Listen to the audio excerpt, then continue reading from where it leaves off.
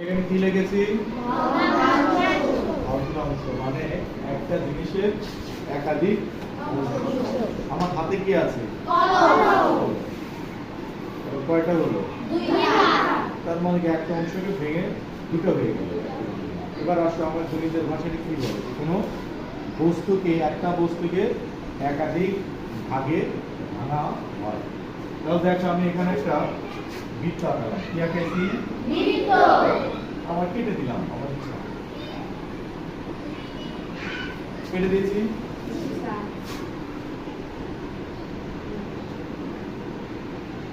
একটা অংশ আমি ভরাট করলাম। প্রথম কয়টা হয়েছিল? 1 2 3 4 5 6 7 8 আটটা হয়েছিল না? আটটার একটা অংশ আমি ভরাট করেছি, কালার করেছি। তাহলে কি ভগ্নাংশটিকে আমরা এইভাবে লিখতে পারি না যে 8 এর কয় অংশ? 8 এর এক অংশ। এটা হচ্ছে তোমার ভগ্নাংশ। ক্লিয়ার? এবার আসো ভগ্নাংশে কয় ভাগ ভাগ করা যায়?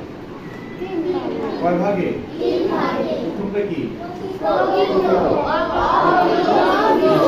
তাহলে চলো আমরা প্রকৃত এবং অপ্রকৃত লিখে নিই। এখানে কি হচ্ছে প্রকৃত? 2 নম্বর আসো অপ্রকৃত, তাই না?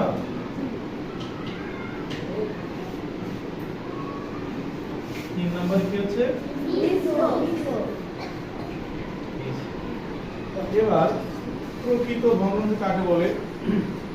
যে ভগ্নাংশের হর বড় লব ছোট। তাকে কি বলবো আমরা? এখন একটা বিষয় খেয়াল করো, এটাকে আমরা কি বলবো? লব। কি বলবো? উপরেরটা কি বলবো? লব। নিচেরটা কি বলবো? লব। তার মানে একটা ভগ্নাংশে কয়টা অংশ থাকে? প্রথমত দুইটা। একটা হচ্ছে লব। এখন এখানে সে বলছে প্রকৃত ভগ্নাংশ, তাই না?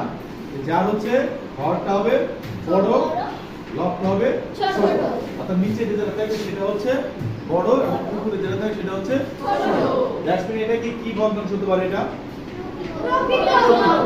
তাহলে দেখো আমি একটা ভগ্নাংশ লিখলাম এখানে। এটা কি ভগ্নাংশ? প্রকৃত। কারণ এর হচ্ছে কি? হর হচ্ছে বড়, লব হচ্ছে ছোট। একই ঘটনা অপ্রকৃতের ক্ষেত্রে একটু উল্টা। কি হবে? যে হর হবে ছোট, লব হবে বড়। দেখো তাহলে এটা কি হতে পারে? কি ভগ্নাংশ হলো এটা?